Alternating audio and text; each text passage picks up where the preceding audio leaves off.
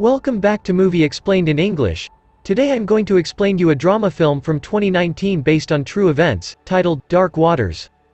The film starts with a car seen driving in the middle of the night. It stops next to a tall fence and a few teenagers come out, immediately jumping over the fence. They find a lake, where two of them skinny dip. Suddenly they are told to get out of the water by two men in a boat, that are spraying the water with some kind of substance. More than 20 years later and a few states over, a group of partners in a law firm gather in a conference room to welcome a new partner, Rob below. Meanwhile, two farmers walk into the offices of the firm and demand to speak to him. His secretary goes to fetch him out of the meeting and takes him where the men are waiting. They explain that they are acquaintances of his grandmother, who told them that Rob is an environmental lawyer and they really need his help. One of the men tells him to watch the tapes they've brought. But Rob refuses them, explaining that he defends big corporations. The men leave and he returns to the meeting. His boss, Tom Turp, asks about the trouble, but Rob brushes it off. That night, Rob is back home with his wife and child, having dinner. He seems troubled. The next day he drives to West Virginia to see his grandmother and investigate the case. They talk about the farmers that came to see him in his office and she tells him that she used to take him and his sister over to their farm when they were little. He drives over toward the farm and on the way sees a landfill, named Dry Run. The man takes him inside of his house and immediately starts showing him abnormal organs taken from his cattle, which show sickness and deformations. Next, he takes him to a creek where his animals drink the water, showing him strange white rocks inside, saying those are some kind of chemicals that are poisoning his cattle. Rob turns around and sees only two cows. The man takes him to the rest of cattle buried in an adjacent field. He's lost hundreds of cows. Rob is concerned to learn that DuPont, the chemical company which owns the landfill, hasn't explained anything to the man, nor reacted to any of his worries about the chemicals in the creek. Rob attends a work dinner with the president of the DuPont company, which his firm has been a friend of for a long time. After dinner he goes up to the president and asks him about the landfill. The president diplomatically ends the conversation, saying he will surely look into the matter. Sometime later, Rob comes back to the man's farm and brings him an evaluation. The report of the farm and cattle says that the animals had died from inadequate care, which angers the farmer, who's convinced otherwise. As they argue, one of the cows starts behaving strangely and is about to charge on them. Rob gets in the truck and the man stays back. The cow charges and he shoots her.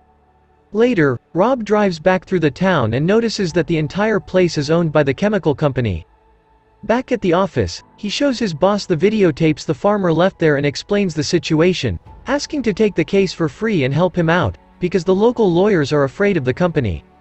His boss reluctantly agrees, but tells him to keep the case on point. That day Rob has a telephone call with the president of the company, telling him that he's suing them and asking for more reports on the landfill.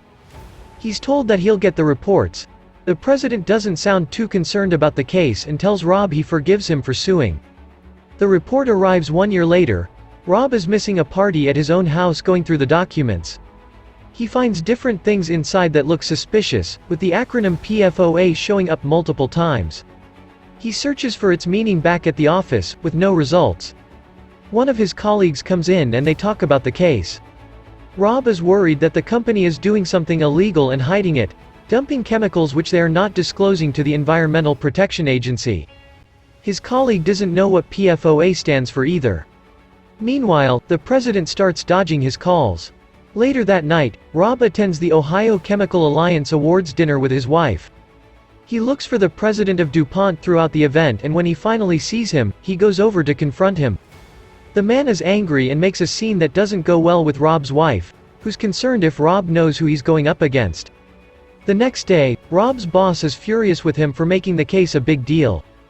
Court-ordered documents for the case arrive at the office. DuPont is trying to bury Rob in materials and reports, but he's determined to find out what is going on, so he starts going through them alone.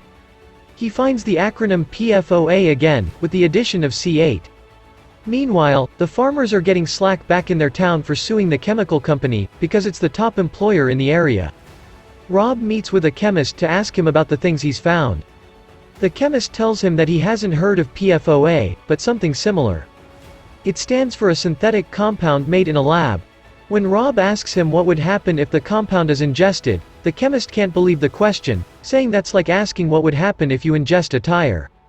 One more year later, Rob is getting deeper in the case, as he realizes that DuPont isn't just poisoning cattle, but the people as well. The chemical he's found on the document is in the town's water. He finds documents that confirm the suspicion. Meanwhile, back in West Virginia, the farmer that called Rob is seeing a doctor, because he's been sick for a long time. When he gets back home with his wife, they find out that their documents have been ransacked and the samples from the cattle stolen. DuPont is threatening them and the farmer is desperate to protect his family. Soon after, Rob makes an even more terrifying discovery. Rob is back home and he tells his wife that DuPont is poisoning everyone, their baby included. His wife doesn't want to accept it, but he explains it to her. The chemical he's been investigating was created during the Manhattan Project in WW2. After the war, some companies realized that they can use the same chemical in other products. DuPont was one of them. They took the chemical, renamed it C8 and made a coating for pans called Teflon. The coating is made in a factory in West Virginia and the company knew it was poisonous dating back from the 60s. Rob tells his boss the same information about DuPont and the way in which they tried to cover up the toxic C8 sludge over the years. He's discovered that the company not only knew, but made experiments that had shown deformations in monkeys and rats, as well as their offspring. DuPont knew the same thing was happening with their workers and their babies, but covered that up as well. The company knew what the product and byproducts were doing, not just to their workers, but to the consumers of the products as well. And the product was everywhere, from pans to paints and fabrics. Rob's wife goes into labor and when the baby is born, he asks the nurses if it has any visible deformations, like the ones he's read about in the files. They tell him the baby is perfect. After some time, Rob and his boss confront the president of DuPont. He tells him he knows everything about C8 and how far the contamination has gotten. Later, he informs the farmer about it as well. The farmer doesn't want to settle in a civil case, thinking that the world needs to know what the company has done. Rob tells him that there is no way to fight the company in court since they're too powerful. They argue and the farmer tells him that both him and his wife have cancer. Nevertheless, Rob convinces him to take the settlement and they sign the papers with the president of the company. But, in the meantime Rob has leaked all the information about DuPont to the relevant institutions and has signed up to testify in the case that those governmental departments have filed against the company. His boss is furious with him, but wishes him good luck in Washington. Later, Rob is seen testifying there, asking the departments to do something about the situation with the contamination. 1 year later in 2001, Rob, his wife and one of his colleagues are called in the home of the Kiegers, who've gotten a letter from DuPont. The couple tells them about their family members that have worked for the company and died of cancer, but also about other people they have known suffering the same fate.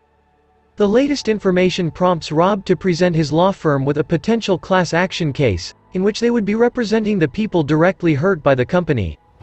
He bases the case around a legal loophole that DuPont have set themselves, based on self-regulation and medical monitoring. The partners in the firm are divided with some thinking that the company isn't in the wrong and others staying on Rob's side. The boss of the firm defends Rob and the case, arguing they should do the right thing and nail DuPont for their crime. The next year, the case finally goes to court, together with Harry Dietzler on Rob's side. DuPont files a motion to dismiss the case, since new regulations about contamination have been put in place overnight, changing the course of Dietzler and Rob's legal case. The official that's there to testify is seen sitting next to the president of the company and later is accused by Dietzler that she might as well be working for them. 1 more year later, Teflon becomes a popular topic on the news in America and in the world, with more and more alarming information coming to light about the substance. The Kiegers also get threatened, when one of their houses gets burned down. They were lucky enough that was the empty one. Another year later the battle continues. The chairman of the DuPont company is being deposed by Rob for the case. Rob confronts him with the evidence about C8 from the 70s, listing diseases like cancer, infertility and many others that have been shown to be caused by the chemical.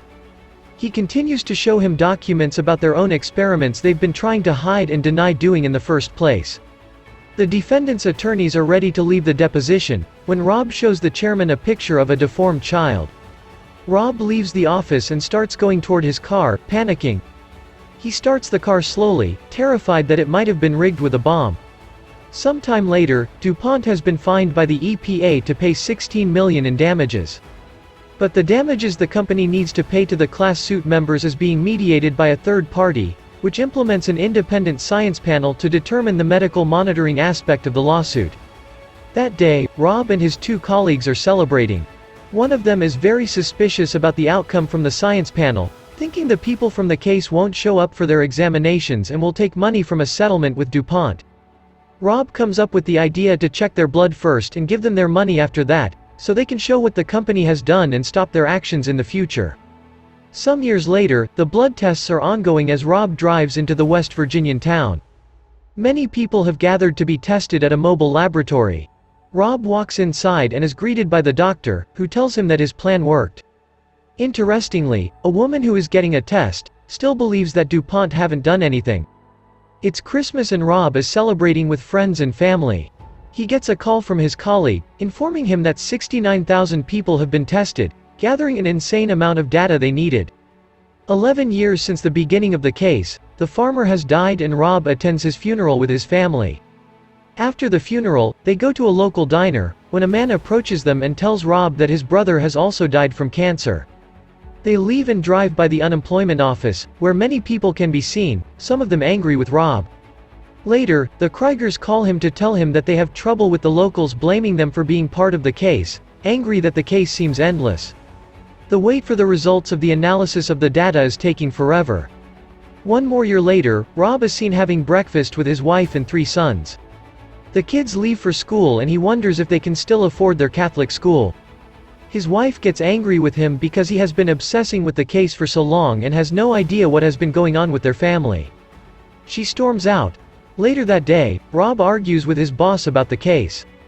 He explains that all the other governmental instances have given up on the problem with DuPont and that this case is the only thing left that can fight the company. As they argue, Rob starts shaking uncontrollably, while his boss informs him that he will receive another pay cut. Rob gets a seizure and falls on the ground.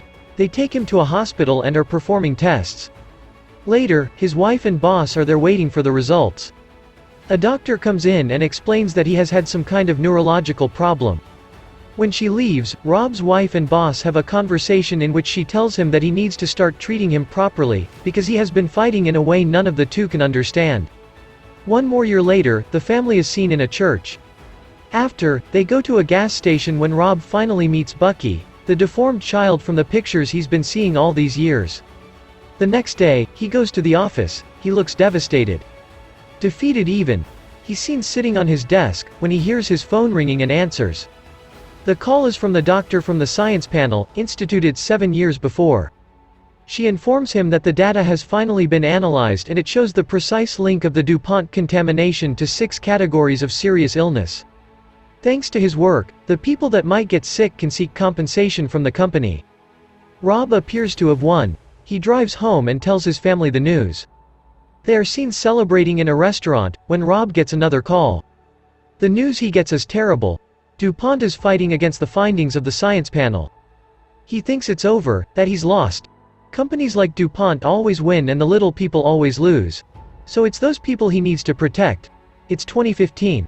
A court adjourns and the judge takes his seat. Rob stands up to plead the case of his clients. After winning 3 and settling 3,535 cases, Rob below is still fighting. Subscribe for more videos like this, and help the channel to grow. Thanks for watching.